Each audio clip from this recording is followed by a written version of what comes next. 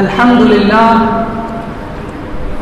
لله الذي وحده والصلاة والسلام على من لا نبي بعده وعلى آله وصحبه الموفين وعده أما بعد فأعوذ بالله من الشيطان الرجيم بسم الله الرحمن الرحيم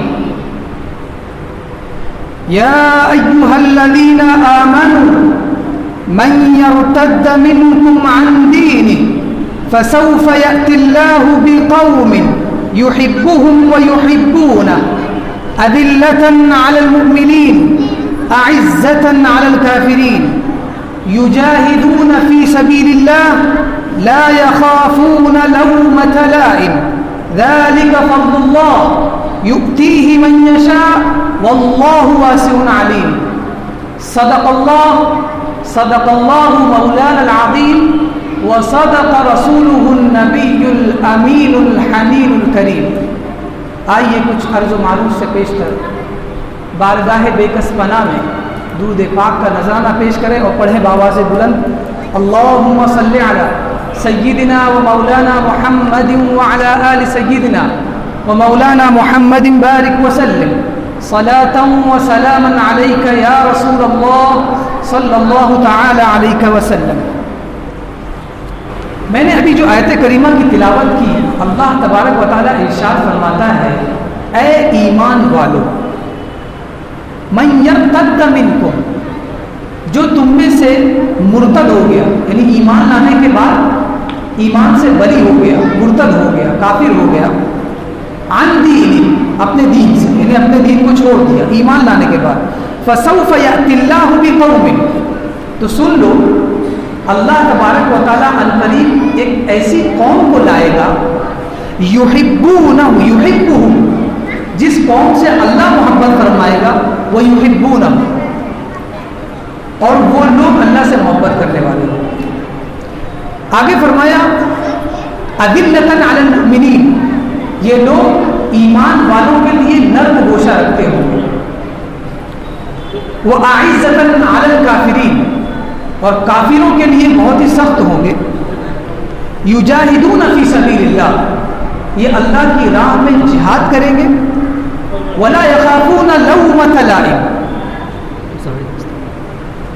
اور کسی بھی ملامت کرنے والے، برا بھلا کہنے والے کی ملامت پر کان بھی نہیں دھریں گے، یعنی اس کی ملامت کو سنیں گے نہیں، صرف اللہ تبارک و تعالیٰ کے دین کا کام کریں گے، جہاد کریں گے. ذالک فضل اللہ، اور یہ اللہ کا فضل ہے، یؤتیہ من یشاء، جسے چاہتا ہے عطا فرماتا ہے، واللہ واسع علیم، اور اللہ تبارک و تعالیٰ وسعت والا اور جاننے والا ہے. یہ آیت کریمہ کا پڑھنے کا مقصد میرا یہ تھا کہ اس آیت کریمہ میں حضرت علی رضی اللہ تعالیٰ عنہ کی شان بتائی گئی، اور آپ کی شان اس طرح بتائی گئی کہ آپ ان لوگوں میں سے ہیں جن سے اللہ محبت فرماتا ہے اور یہ خود اللہ سے محبت کرتے ہیں. یہ بہت بڑا انعام ہے حضرت علی رضی اللہ تعالیٰ عنہ کے لیے. تو آئیے اس آیت کی ڈیٹیل میں اور تفصیل میں جانے سے پہلے کچھ مقدمات اور بیسکس میں آپ کے سامنے رکھوں. حضرت علی کا نام، سب سے پہلا جو نام رکھا گیا وہ تھا اسد. اسد کا مطلب ہوتا ہے شیر، لائن. اس کے بعد آپ کے والد کو جب یہ نام پتہ چلا ابو طالب کو، تو آپ نے ان کا نام چینج کیا اور ان کا نام رکھا علی، کہ ان کا نام ہو گیا. ان کے بعد ان کی دو کنیت تھی، ایک تھی ابو الحسن، یعنی حسن کا باپ. یہ آپ کے بڑے بیٹے حضرت حسن رضی اللہ تعالیٰ عنہ کے نام پر، اس لیے آپ کی کنیت پڑ گئی ابو الحسن. لوگ حضرت علی کو ابو الحسن کہہ کر پکارتے تھے. دوسری کنیت تھی ابو تراب، یعنی مٹی کا باپ یا مٹی والا. یہ کنیت آپ کی جو پڑی ہے، اس میں ہمارے لیے ایک درس ہے. وہ درس یہ ہے، حدیث کا مفہوم ہے کہ نبی پاک صلی اللہ علیہ وسلم ایک مرتبہ اپنی بیٹی حضرت فاطمہ رضی اللہ تعالیٰ عنہ کے گھر پہنچے آپ کی خبر گیری کرنے کے لیے. جب وہاں گئے تو دیکھا حضرت فاطمہ بیٹھی ہوئی ہیں اور پوچھا کہ علی کہاں ہے؟ تو آپ نے عرض کی یا رسول اللہ مجھ سے کچھ انبن ہوئی اور وہ مجھ سے غصہ ہو گئے اور باہر چلے گئے اور وہ مسجد کی طرف گئے۔ اب یہاں پر دیکھیے یہ بہت عظیم درس حضرت فاطمہ نے دیا کہ وہ لڑکی جسے ہم بیاہتے ہیں اس کے سر پر اگر کچھ مشکلات آئے تو اسے ان مشکلوں کو جھیلنا سیکھنا چاہیے۔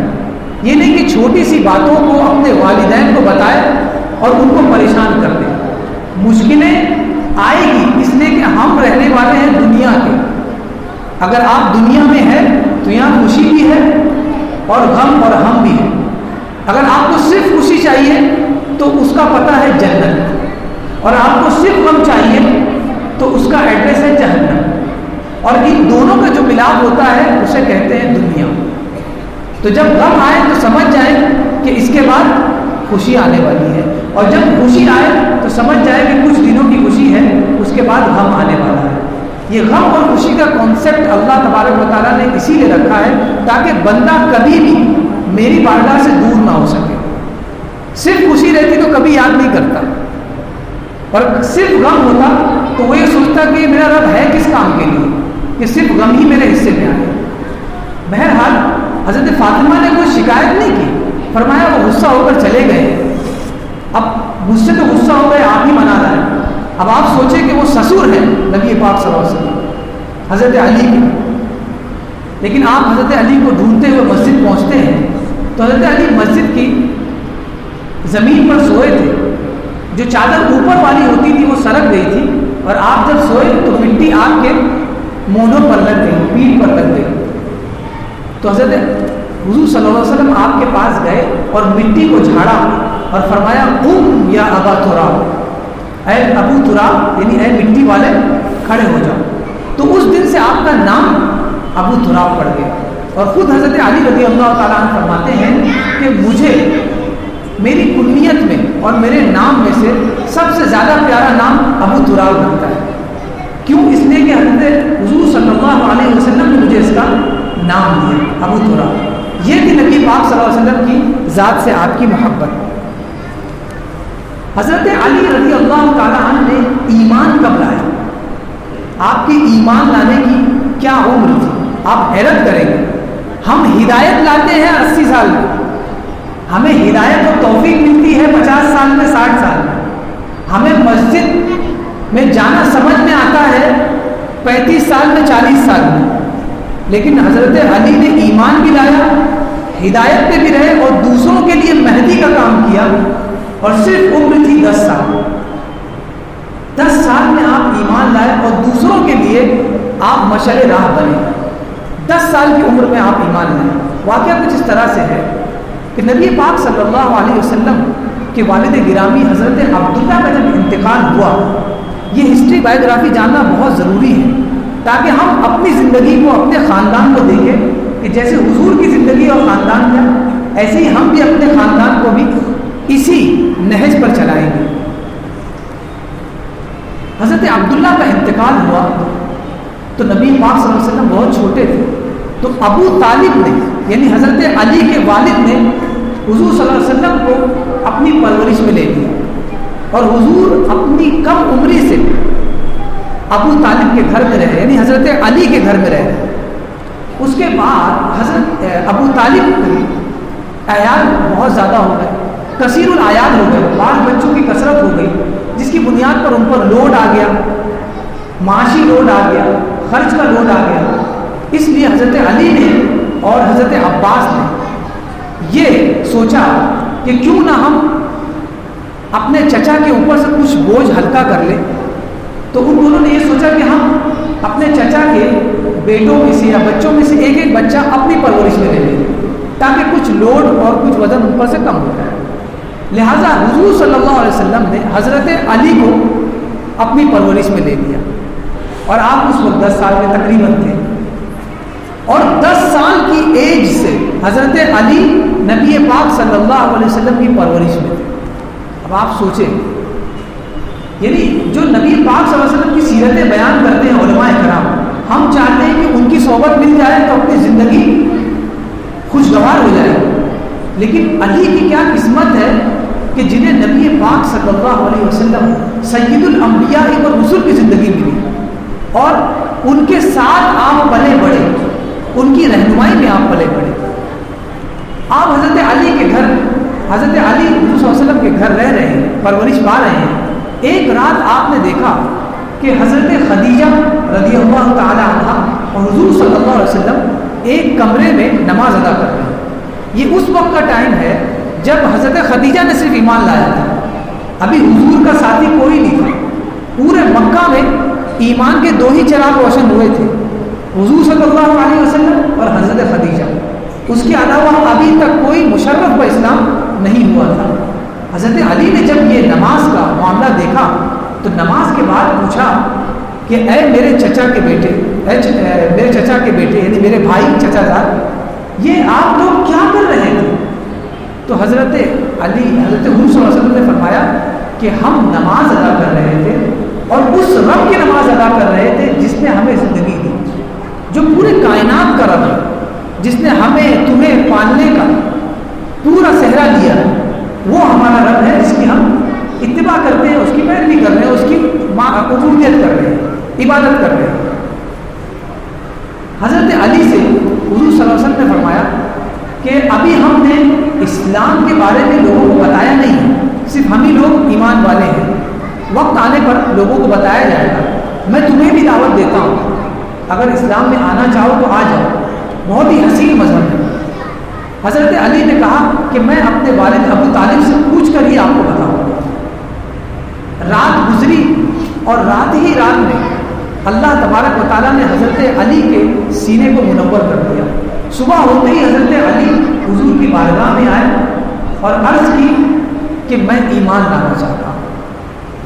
اور اس کا پروسیس کیا تھا؟ صرف کلمہ پڑھے, اقرار باللسان, زبان سے آپ نے اقرار کر لیا, وہ تصدیق بالقلب, اور دل سے آپ نے تصدیق کر لی. یہی ایمان ہے, کوئی لمبا چوڑا پروسیس نہیں ہے.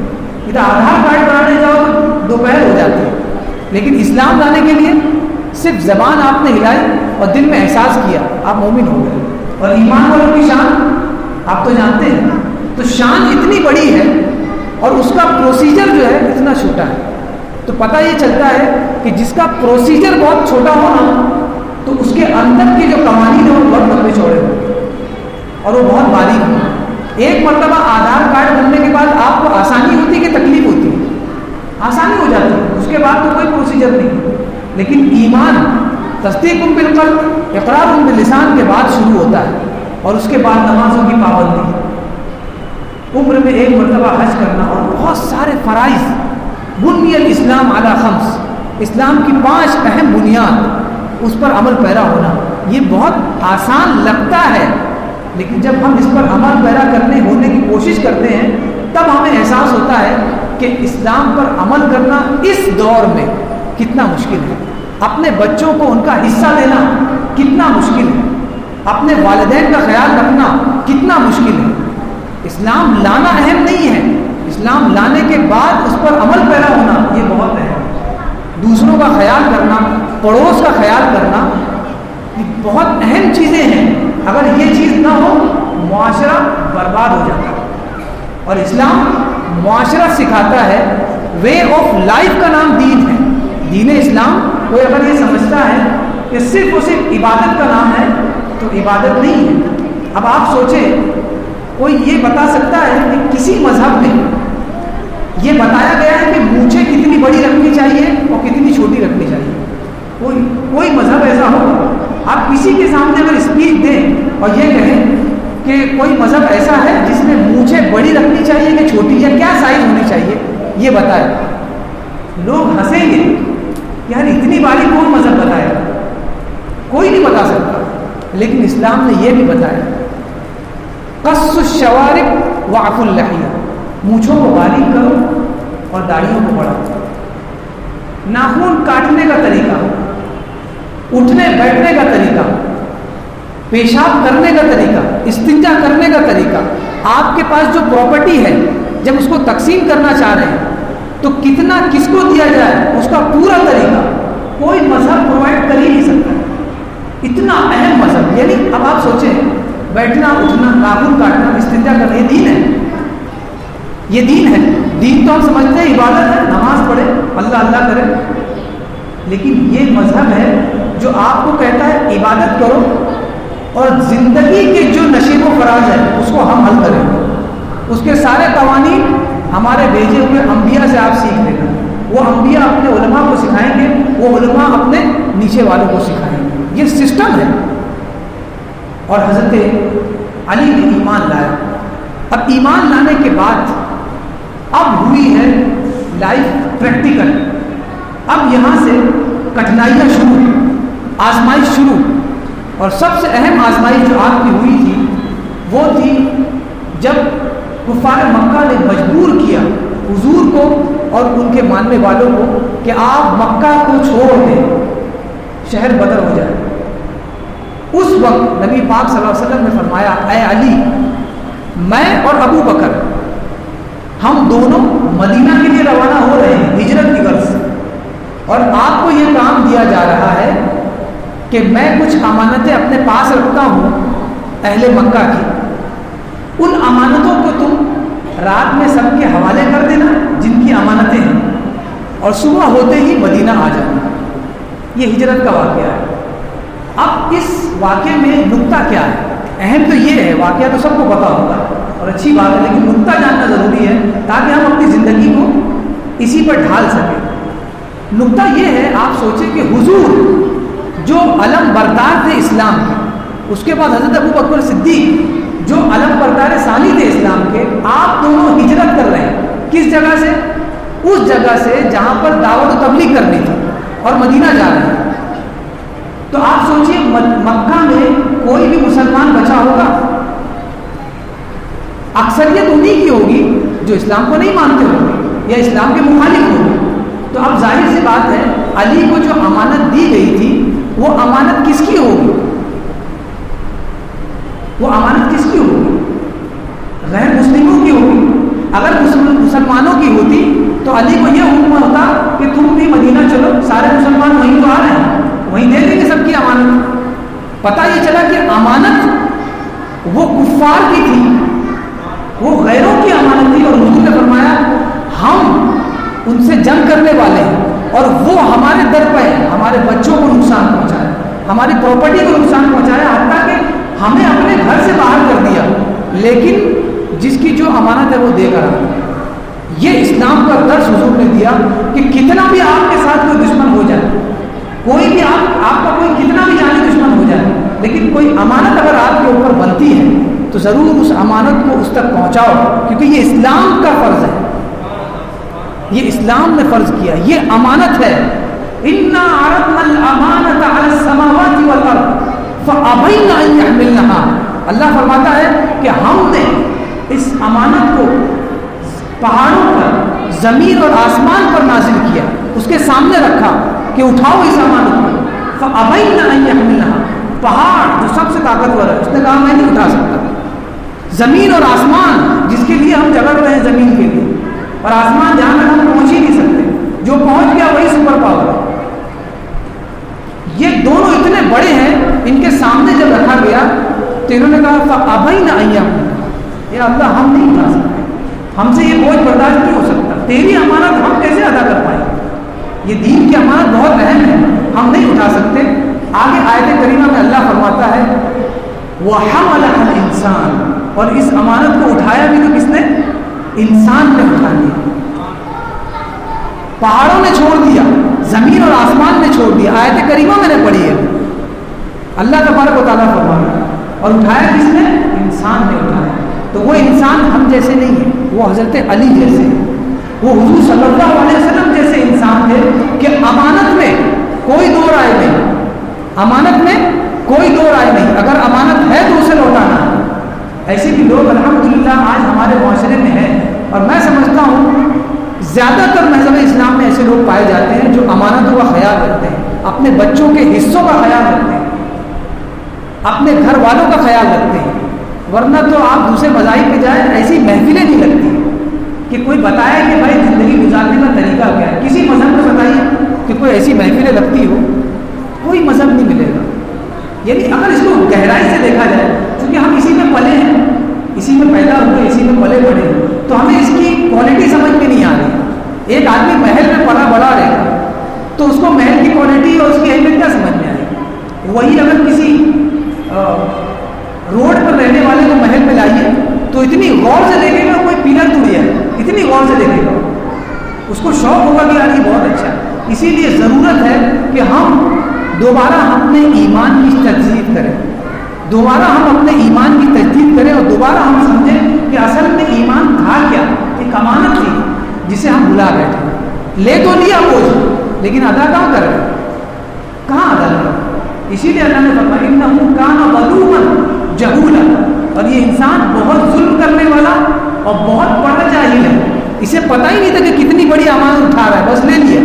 یہی وجہ ہے کہ دیکھو معاشرے میں بڑے سے بڑا کسی کو کام دے دو، بڑے سے بڑا، چھوٹا سا الیکٹریشین ہے اسے کہہ دو کہ پوری مسجد کی وائرنگ کرنا ہے، مثال دے رہا ہوں، کوئی بہت چھوٹا سا بلڈر ہے جو چھوٹے چھوٹے گھر بناتا ہے، اس کو کہہ دو کہ آپ کو 4 مالا بلڈنگ بنانا ہے، تو وہ یہ نہیں سوچے گا میں بنا سکتا ہوں یہ نہیں بنا سکتا، ہو جائے گا کام، ہو جائے گا۔ یہی ہے بے امانتی، یہی ہے غیر دیانتداری۔ آپ پہلے اپنی استطاعت دیکھیں، آپ کے اندر طاقت ہے کہ نہیں ہے، اگر ہے تب اسے ہاں بولیں۔ بہرحال یہ ہجرت کی رات کی حضرت علی نے اس ہجرت کی رات کو بھی گزارا اور ساری امانتیں دے کر نبی پاک صلی اللہ علیہ وسلم کی بارگاہ میں پہنچ گئے۔ یہ میں نے کہا، آپ نے سن لیا، جو ہجرت کی رات تھی اس کا احساس، اور اس بستر پر جہاں پر حملہ ہونے والا تھا، نبی پاک صلی اللہ علیہ وسلم کا جو بستر مبارک تھا، اس بستر پر اس رات کو سونا، یہ تو بھائی وہی سمجھ سکتا ہے جو سویا تھا۔ احساس سب سے اہم چیز ہے، یہ احساس بہت اہم چیز ہے۔ ہم ٹی وی میں دیکھتے ہیں کوئی بہت بڑی گاڑیاں اچھال کر چلاتا ہے، ہمیں بہت آسان لگتا ہے، لیکن ہمیں جب دے دیا جائے تو گاڑی اسٹارٹ نہیں کر پائے گا۔ تو پریکٹیکل لائف میں جب ہم آئیں گے تو ہمیں اس چیز کا احساس ہوگا۔ اب مدینہ پہنچ گئے، اور مدینہ پہنچنے کے بعد حضور نے یہ فیصلہ فرمایا، ہر 2 صحابی کو بھائی بنا دیا۔ مکہ سے ہجرت کر کے صحابہ آئے مدینہ، اور مدینہ میں مکی صحابیوں کا کون تھا؟ کوئی نہیں تھا، ساری پراپرٹی چھوڑ کر آئے۔ کتنوں کے تو بچے وہاں چھوٹ گئے، خود حضور صلی اللہ علیہ وسلم کی ذات بھی اس میں، کیونکہ بہت ساروں نے اپنا نکاح جن سے کرایا تھا، جن مردوں سے اپنی بچیوں کا نکاح، انہوں نے ایمان ہی نہیں لایا، تو ان کی بچیاں اپنے مردوں کے ساتھ مکہ میں تھیں۔ تو ایمان لائے نہ لائے لیکن اپنے دل کا ٹکڑا ہے، کیسے ہم چھوڑ کر آتے؟ تو پراپرٹی اپنے لخت جگر کو بھی چھوڑ کر آئے۔ اسی لیے حضور نے فرمایا یہاں پر میں آپ کو آپس میں ایک دوسرے کا رشتہ دار بناتا ہوں، اور پھر فرمایا کہ ہر صحابی 2 صحابی آپس میں ایک دوسرے کا بھائی بن جائے۔ سب ایک دوسرے کے بھائی بن گئے، حضرت علی تنہا رہ گئے۔ تب حضور سے فرمایا کہ حضور میرا کون ہوگا، میرا بھائی کون ہوگا؟ تب حضور نے فرمایا یا علی انت اخی فی الدنیا والآخرہ، اے علی دنیا اور آخرت میں بھی تو میرا بھائی ہے۔ یہ علی کو مرتبہ ملا حضور کا، ان کے گھر میں پلے بڑے، خود حضور ان کے گھر میں پلے بڑے، چچا زاد بھائی بھی تھے، بعد میں داماد بنے، اور اس کے بعد جب مواخات کا معاملہ آیا، جب شہر ضلع وطن ہو گئے، اس کے بعد بھی حضور نے فرمایا علی صرف دنیا میں نہیں آخرت میں بھی تم میرے بھائی ہیں۔ یہ بہت چھوٹا تمغہ نہیں ہے، یہ تو احساس کرنے والے کے لیے بڑا ہے، اور جس کے پاس احساس نہیں ہے اس کے لیے پہاڑ بھی چھوٹا ہے۔ اب ایک اگلا ٹاپک، حضرت علی رضی اللہ تعالیٰ عنہ کا علم۔ اب آپ سوچیں، خود حضور نے فرمایا کہ میں علم کا شہر اور علی دروازہ ہے۔ یہ ایک مثال ہے، یہ ایک مثال ہے، وہ دروازہ اور صحن کی بات نہیں، یہ ایک مثال ہے کہ دروازہ چھوٹا سی ہوتا ہے، اس کے اندر کا جو ایریا ہوتا ہے بہت بڑا ہوتا ہے، بڑا اسکوائر فٹ ہوتا ہے، اور دروازہ چھوٹا سی ہوتا ہے، لیکن فرمایا وہ دروازہ چھوٹا دکھ رہا ہے، وہ میں کون ہوں؟ علم کا شہر ہوں، اور علی اس کے دروازہ ہے۔ شہر علم میں آنے کے لیے دروازے سے آنا ہوگا، تو علی کو پڑھ لیں آپ تو حضور کو سمجھ میں آنے لگے، علی کی زندگی آپ دیکھ لیں تو حضور کی زندگی آپ کو سمجھ میں آنے لگے گی۔ اور حضرت علی کے علم کے حوالے سے جو تبحر اللہ تبارک و تعالیٰ نے دیا تھا، آپ ان کی سیرت کو پڑھیں، صرف علم کا جو چیپٹر ہے اگر آپ پڑھیں گے حیرت ہوگی، یعنی آپ بھی سوچیں گے کہ اب وہ دن جب کمپیوٹر نہیں تھا، کوئی نہ میڈیکل سائنس تھی نہ کوئی دوسری سائنس تھی، اتنی اب تو بہت ساری فیکلٹیز کھل گئی ہیں، کوئی سائنس کا دور نہیں تھا، لیکن اللہ نے علم کیا دیا تھا؟ تو اصل میں وہ علم تھا قرآن کا. اور قرآن کا مفسر کون ملا علی کو؟ حضور. مفسر جیسا ہوگا ویسا علم آپ کے پاس آئے گا. اور حضور قاب قوسین کے مرتبے میں فائز تھے. اللہ تبارک و تعالیٰ کو قریب سے جو دیکھا ہو وہ اللہ تبارک و تعالیٰ کے کلام کی تشریح کتنی اچھے انداز میں کرے گا. سوچنے والی بات ہے، بہت عظیم ہے. بیٹا اچھا بتائے گا اپنے باپ کے بارے میں، یا بھتیجا اچھا بتائے گا اپنے چاچا کے بارے میں. بیٹا جو جتنا زیادہ قریب ہوگا وہ اتنا زیادہ اس شخص کے بارے میں اچھا بتا سکتا ہے. حضرت علی کے علم کے بارے میں بہت سارے واقعات ہیں. ایک واقعہ میں آپ کو بتاؤں جس سے حضرت علی کے علم کا کچھ اندازہ ہوتا ہے، اور میں سمجھتا ہوں کہ یہ بیانات آپ کو صرف ابھارنے کے لیے ہوتے ہیں. یہ آپ کو موٹیویٹ کرتے ہیں کہ جب یہ سنیں تو آپ بھی ایسی کی کتابیں خریدیں اور اسے پڑھیں اور پتہ لگائیں کہ ہمارے اسلام میں کیسے لیجنڈ لوگ رہتے تھے اور ہمیں پتہ ہی نہیں. ہمارے کو یہی پتہ ہے کہ ہمارے ہونے والے بچے کا نام محمد علی رکھنا ہے. تو صرف نام رکھنے سے اگر کسی کے اندر وہ چیز پیدا ہو جاتی تو ہم اپنے بچوں کا نام پہاڑ رکھتے تو پہاڑ ہو جائے گا. پھر نام رکھنے سے نہیں ہوتا ہے، اسٹرگل کرنا پڑتا ہے، بہت محنت کرنی پڑتی ہے. کوئی کا نام ڈاکٹر رکھ دو تو ڈاکٹر تھوڑی نہ ہو جائے گا، محنت کرنی پڑے گی.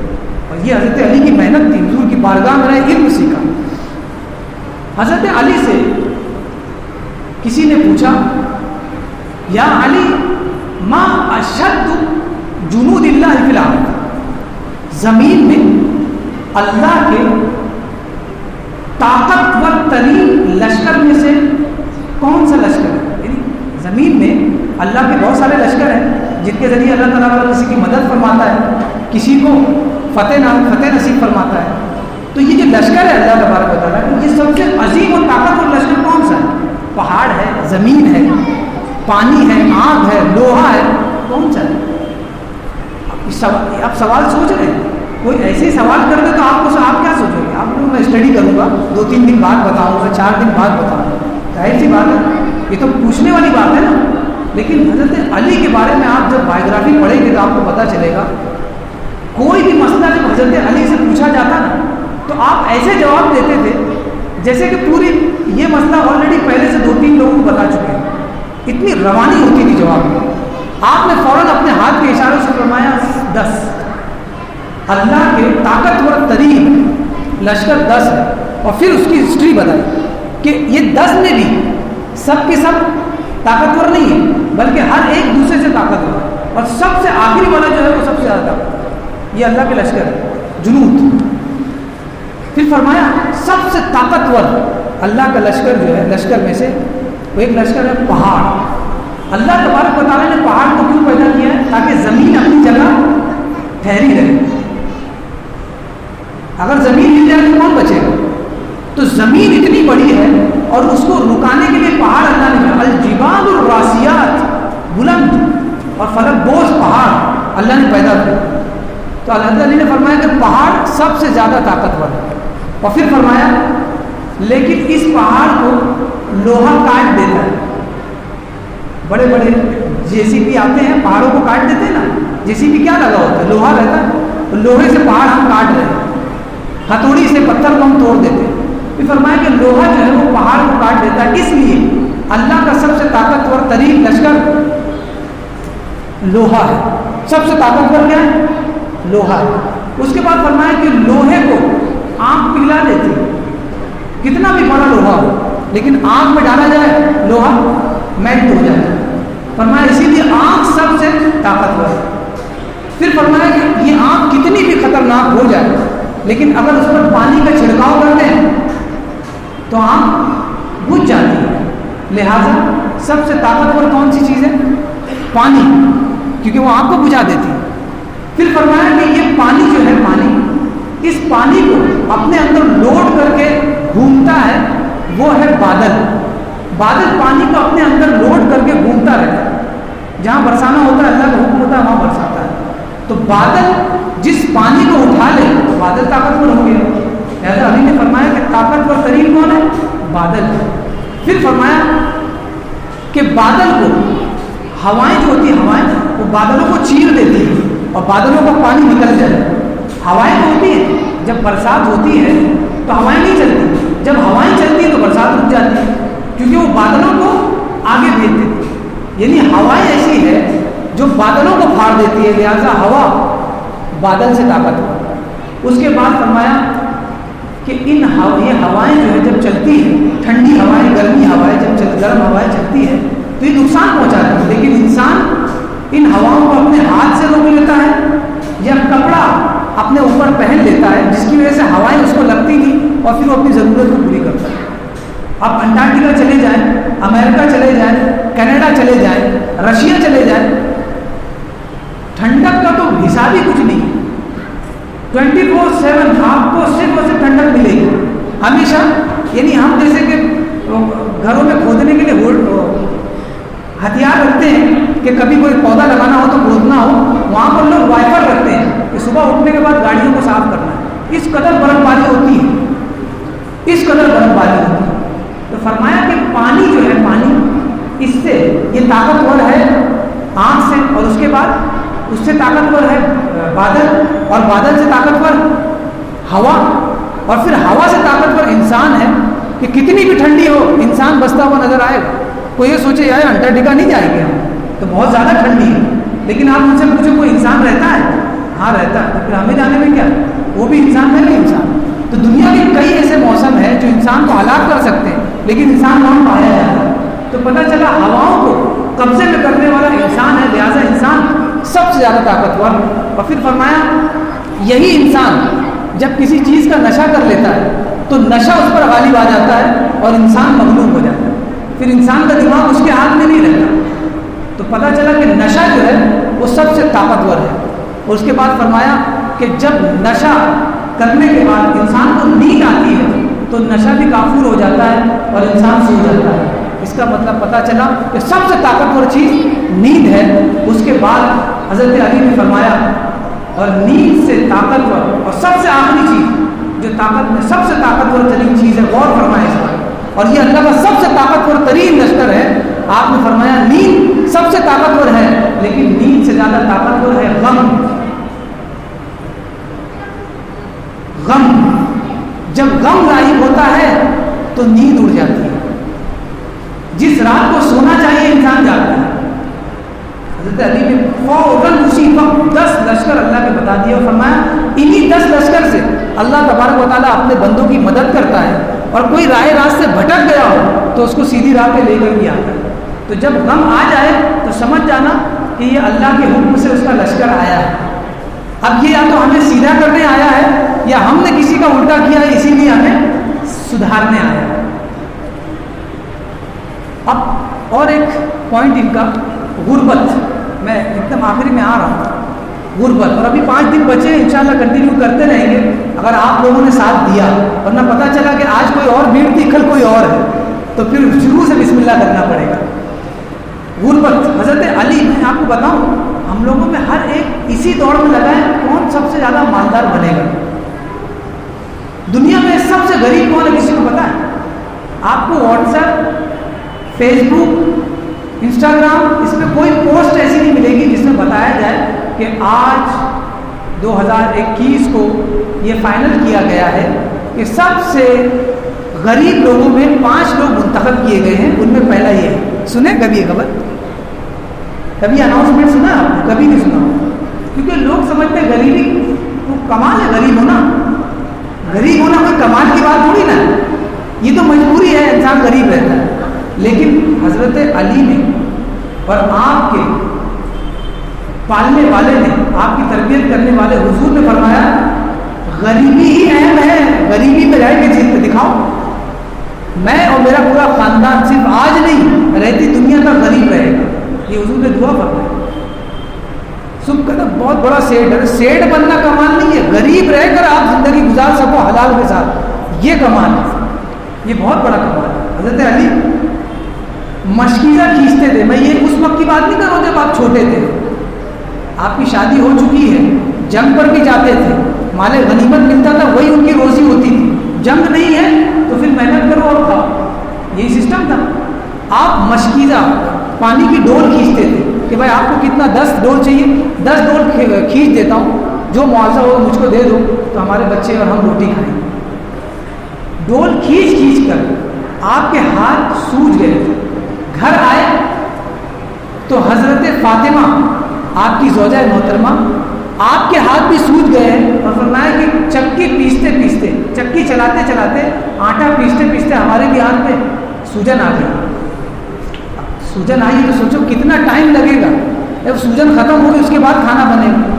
لہٰذا حضرت علی نے کہا فاطمہ اپنے والد کے پاس جاؤ, یعنی حضور صلی اللہ علیہ وسلم کے پاس, اور ان سے عرض کرنا کہ ہمیں آپ کے وہاں جو قیدی عورتیں ہیں, جنگ میں جو عورتیں قید ہو کر آتی تھیں, وہ جو عورتیں ان میں سے کچھ عورتیں ہمیں دے دیں خادم کے طور پر, خادمہ کے طور پر, تاکہ ہمارے گھر میں کچھ کام کریں تو ہمارا بوجھ ہلکا ہو جائے. حضرت فاطمہ گئی, وہاں پہنچنے کے بعد جیسے ہی آپ نے عرض کرنا چاہا تو آپ کو شرم محسوس ہونے لگی کہ میں کیسے اپنے والد کے پاس جا کر مطالبہ کروں. یہ سبق دیا, اپنے والدین سے مطالبہ مت کرو, اپنے والدین پر اور بوجھ مت ڈالو. صرف تم ہی تھوڑی نہ, اور بھی تو لڑکیاں ہیں, اس کا بیٹا بھی ہے, اس پہ بوجھ مت ڈالو.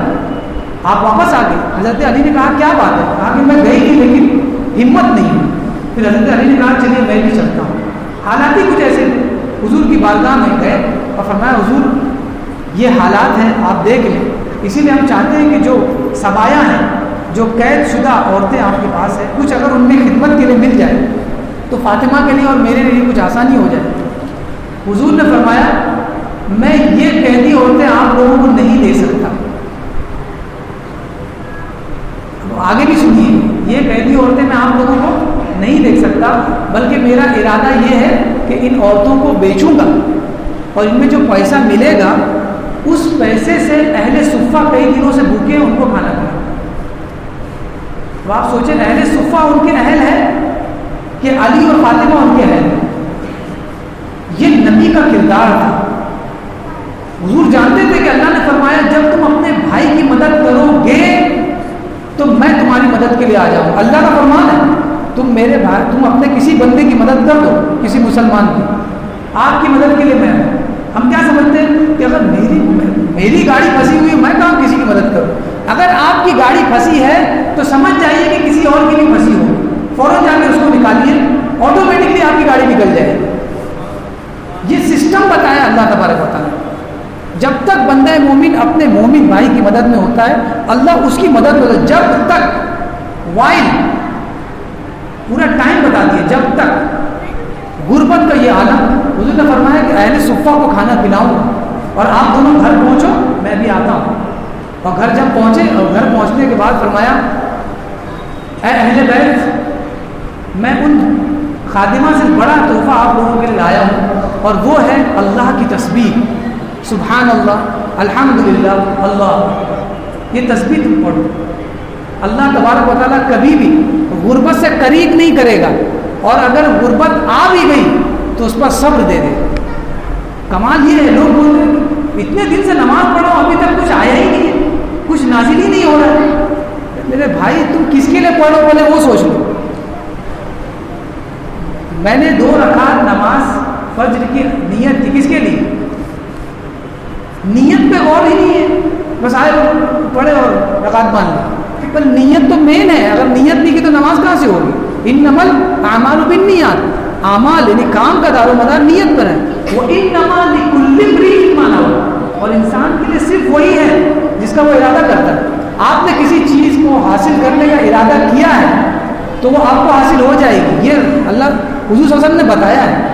اور اگر ارادہ نہیں ہے اور 4 دن تک محنت کر رہے ہو کبھی حاصل نہیں ہو, تو ارادہ ہی نہیں ہے, نیت ہی نہیں ہے, کہاں سے ملے گا؟ بہت سے لڑکے کہتے ہیں نا 5 مرتبہ 10ویں کا فارم بھرا ہوں لیکن فیل ہو جاتا ہوں, 5 مرتبہ بھرا ہوں اب 6ٹھی بار نہیں بھروں گا. تو آپ سمجھ لیں کہ اس کی نیت میں کھوٹ ہے, وہ پاس ہو ہی نہیں سکتا. صرف محنت نہیں, نیت لگتی ہے. یہ نیت کا دار و مدار ہے. اور پھر حضور نے فرمایا کہ تسبیح لے جاؤ اور اسی تسبیح کو پڑھو, کبھی بھی تکلیف تمہارے سامنے نہیں آئے گی. ورنہ آپ یاد رکھیں حضرت علی رضی اللہ تعالیٰ عنہ اور آپ کا خانوادہ جس غربت سے آپ گزرے ہیں, جس غربت سے, وہ بیان کے باہر ہے. اب میں اس کے بارے میں آپ کو بتاؤں. حضرت فاطمہ رضی اللہ تعالی عنہ فرماتی ہیں، ایک شعر میں آپ نے فرمایا، شعر سننے کے بعد یہ شعر اپنی بیٹیوں کو سناؤ، بھائی لوگوں کو میں کہتا ہوں اپنی بہنوں کو سناؤ، عورتیں بہت شکوہ کرتی ہے نا، ان کو یہ شعر سناؤ، اور یہ شعر کسی اور کا نہیں ہے، حضرت فاطمہ کا، تو حضرت فاطمہ کا شعر فاطمہ کو سنا دو، فاطمہ کی باندھی کو سنا دو۔ فرمایا صبت علی مصائب لو انہا صبت علی الایام سرن لیالیا، فرمایا صبت علی مصائب، مجھ پر ایسے ایسے مصائب کے پہاڑ ٹوٹے ہیں، صبت علی الایام، اگر یہ دن پر ٹوٹ جاتے سرن لیالیا تو وہ دن بھی رات میں بدل جاتے۔ یہ حضرت فاطمہ کا مرتبہ ہے۔ فاطمہ نام رکھنا کمال نہیں ہے دوستوں، ان کی زندگی کو پڑھو، یہ اہل بیت سے ہیں، اس کے باوجود اللہ تبارک و تعالیٰ نے غربت کی اس آزمائش پہ رکھا تھا کہ ہمیں ایسی کوئی آزمائش ملی ہی نہیں ہے، ہم تو روزانہ کھاتے ہیں، یعنی ہم کھا کھا کے بیمار ہو گئے، ہمیں وہ بیماریاں نصیب ہوئی ہیں جو زیادہ کھانے سے ہوتی ہیں، بھوکا رہنے سے کوئی بیماری نہیں ہوتی، کھانے سے بیماری ہوتی ہے، ڈاکٹر اب دوا کم دیتے ہیں، پرہیز زیادہ بتاتے ہیں۔ یہ فاطمہ کی زندگی تھی، آپ نے 2 مصرے میں بتا دیا کہ مجھ پر جو تکلیف ملی ہے نا، وہ اگر دل پر ڈال دی جائے، دن صبح پہ، تو وہ رات ہو جائے، کوئی جھیل نہیں سکتا، ہم پڑھ نہیں سکتے، اسی لیے آنکھوں میں آنسو آ جاتا ہے۔ یہ سبق دیں ہم اپنے بچوں کو، اپنی بچیوں کو، کہ ایسے دن دیکھے تھے اہل بیت نے، اور کبھی حضور نے مالدار ہونے کا نہیں سوچا، صرف حضور یہی کہتے تھے، یا رب تو راضی ہو جا اور میری امت کو بخش دو، بس رضا کا یا رب، تیری رضا، تیری رضا، تو راضی ہو گیا تو پھر کیا ہے۔ حضرت متولی شعراوی فرماتے ہیں، اللہ تبارک و تعالیٰ فرماتا ہے، اس کا مقصد ہے کہنے کا، من رضی بقدری اعطیتہ علی قدری، جو میری قدر یعنی جو میری تقدیر پر راضی ہو گیا، غور سے سننا، جو میری تقدیر پر راضی ہو گیا پھر میں اس کو اپنی مقدار کے حساب سے دوں گا، اور اللہ کی ایک ہی مقدار ہے، بغیر حساب، قرآن میں ورڈ بغیر حساب، ایک ہی ہے، کوئی ماپ نہیں ہے، ایک ہی ماپ ہے، بغیر حساب۔ ارے ماپ انسان رکھتے ہیں، مخلوق رکھتی ہے، پروردگار اگر ماپ رکھ لے گا تو وہ تو مقید ہو جائے گا، اللہ کے یہاں کوئی ماپ نہیں، اپنے بندوں کو بے تحاشا نوازتا ہے، بس بندوں کو اس سے امیدیں اچھی ہونی چاہیے، یہ نہیں کہ تھوڑی سی تکلیف آئی اور آسمان کی طرف سر اٹھایا اور شکوہ کرنے لگے کہ یا اللہ نہیں ملا تھا۔ شکوے کی زندگی جتنی لمبی نہیں ہے نا، اس سے زیادہ خوشی کی زندگی ہے کہ آپ راضی ہو اللہ کے، اور یہی رضامندی کا درس حضرت علی نے دیا اور سارے اہل بیت نے دیا۔ حضرت علی رضی اللہ تعالی عنہ کو ہم بہادر کی حیثیت سے اور شجاع کی حیثیت سے زیادہ جانتے ہیں، لیکن ہم نے ان کے علم کے حوالے سے بتایا، ان کی غربت کے حوالے سے بتایا۔ اب آئیے جنگ کے حوالے سے ہم جانتے ہیں کہ حضرت علی رضی اللہ تعالی عنہ کی شجاعت اور جنگ کے حوالے سے آپ کے ایمان کا لیول کتنا اونچا تھا۔ بہت ساری جنگوں میں آپ شریک ہوئے، لیکن جس جنگ کے لیے اللہ کے رسول صلی اللہ علیہ وسلم نے آپ کو منتخب فرمایا، اس جنگ کا نام ہم اور آپ بہت اچھی طرح سے جانتے ہیں۔ اس جنگ کا نام تھا جنگ خیبر۔ اصل میں اس جنگ میں جس قلعہ کو فتح کرنا تھا اس قلعہ کا نام خیبر تھا، تو یا تو میدان جنگ یا جس قلعہ پر فتح کرنے کے لیے صحابہ قد و کاوش کرتے تھے اسی نام سے جنگ کا نام پڑ جاتا تھا۔ جنگ یرموک، جنگ قادسیہ، یہ سارے جنگوں کے نام جو ہے اس جگہ سے پڑے ہیں، اس میدان سے پڑے۔ یہ خیبر کا قلعہ تھا یہودیوں کا، اور بہت ہی مضبوط قلعہ تھا۔ آج بھی آپ جا کر دیکھیں گے تو کچھ اس قلعے کے باقیات آج بھی موجود ہیں، اور بہت اونچا قلعہ تھا اس وقت، اتنا اونچا اور مضبوط قلعہ کہیں دیکھنے کو نہیں ملتا تھا، اور صحابہ کئی دنوں سے اس قلعے کو فتح کرنے کی کوششیں کر رہے تھے، لیکن ناکامی ہاتھ آئی۔ آخر میں نبی پاک صلی اللہ علیہ وسلم نے ارشاد فرمایا کہ کل صبح میں اس شخص کے ہاتھ میں سپہ سالاری کا جھنڈا دوں گا جس کے ہاتھ پر اللہ تبارک و تعالیٰ اس قلعے کو فتح فرمائے. یعنی آنے والے دن کو لشکر کا سپہ سالار اور امیر میں اس شخص کو چنوں گا جس کے ہاتھ پر اللہ تبارک و تعالیٰ اس جنگ کو فتح فرمائے. یہاں پر میں بتا دوں آپ کو کہ جب دوسرا دن ہونے والا تھا اس سے پہلے تمام صحابہ کرام کے دل میں یہ تمنا تھی کہ کاش یہ بشارت اور یہ خوشخبری ہمارے لیے ہو. اس وقت حضرت عمر رضی اللہ تعالیٰ عنہ کا قول ہے, آپ فرماتے ہیں کہ کبھی امارت امیر بننے کا مجھے شوق نہیں تھا. صحابہ غریبی میں پلے بڑے, حضور کی صحبت میں رہے, کبھی امارت, بادشاہت, سلطنت کا خواب دیکھا نہ کبھی اس کی تمنا کی. لیکن حضرت عمر فرماتے ہیں کہ اس رات میرے بھی دل میں یہ خواہش ہوئی کہ یہ امارت مجھے ملنی چاہیے. آپ کے دل میں بھی یہ خواہش ہوئی, لیکن خواہش کے پیچھے کیا عمل تھا؟ خواہش کے پیچھے یہ عمل تھا کہ حضور نے جو بشارت دی ہے, اور حضور نے کیا بشارت دی تھی کہ وہ امیر ایسا ہوگا اور وہ جنگ لڑنے والے ایسے ہوں گے جن سے اللہ محبت کرتا ہوگا اور وہ اللہ سے محبت کرتے ہوں. یہ بہت عظیم انعام تھا اور اسی انعام کے لیے سارے صحابہ تڑپ رہے تھے. دوسرے دن صبح میں نبی پاک صلی اللہ علیہ وسلم نے اعلان فرمایا کہ علی کہاں ہے؟ سارے صحابہ نے عرض کی یا رسول اللہ علی تو بیمار ہے, آپ کی آنکھیں آشوب چشم سے پریشان ہیں. آپ نے فرمایا انہیں بلاؤ. جب علی حاضر ہوئے تو آپ نے ان کی آنکھوں میں اپنا لعاب دہن ڈالا اور آپ نے اپنا لعاب دہن ڈال کر بتا دیا کہ میرا لعاب عام لوگوں کے لعاب کی طرح نہیں ہے. میرا لعاب عام لعاب کی طرح نہیں ہے. جس چیز کے لیے اور جس نیت پر آپ اسے استعمال کرو گے وہ اس کام آ جائے گا. علی کی آنکھ میں لعاب دہن پڑتے ہیں اور علی کی آنکھ روشن ہو جاتی ہے. اور پھر نبی پاک صلی اللہ علیہ وسلم حضرت علی کو کمانڈر ان چیف بناتے ہیں اس جنگ کا, جنگ خیبر کا, اور پھر خیبر کی طرف آپ نکلتے ہیں. اور خیبر میں وہاں کا جو قلعہ دار تھا اس کا نام تھا مرحب, اور مرحب بہت ہی گھمنڈی انسان تھا. گھمنڈ اس لیے بھی تھا کہ اس کا قلعہ بہت بڑا تھا, اور اس لیے بھی تھا کہ وہ بہت ہی مجرب شہسوار تھا, تلوار باز تھا, اور اسے ایسا لگتا تھا کہ مجھ سے بڑا کوئی ابھی تک میدان میں آیا نہیں. لہذا جیسے ہی حضرت علی کے لشکر کو آتا دیکھا تو اس نے کہا, اور جو جملے اس نے کہے تھے وہ عربی میں اگر آپ سنیں گے تو بہت ہی مزہ آئے گا, چونکہ جو چیز جس زبان میں ہوئی ہوتی ہے اس زبان میں سننے کا ایک لطف اور ہوتا ہے, اگرچہ وہ سمجھ میں نہ آئے. ورنہ قرآن مجید سننے کے بعد کیوں لوگ واہ واہ کہتے ہیں. مرحب نے جب حضرت علی کو دیکھا تو کہا قد علمت خیبر انی مرحب شاک السلاح بطل مجرب اذا الحروب اقبلت تلہب. اس نے کہا کہ میں مرحب ہوں اور پورا خیبر مجھے جانتا ہے کہ جب جنگ شباب پر ہوتی ہے تو ہتھیاروں سے لیس اور تجربہ کار مرحب وہاں پر حاضر ہوتا ہے. پورا خیبر مجھے جانتا ہے. یہ اس نے کام لگائی.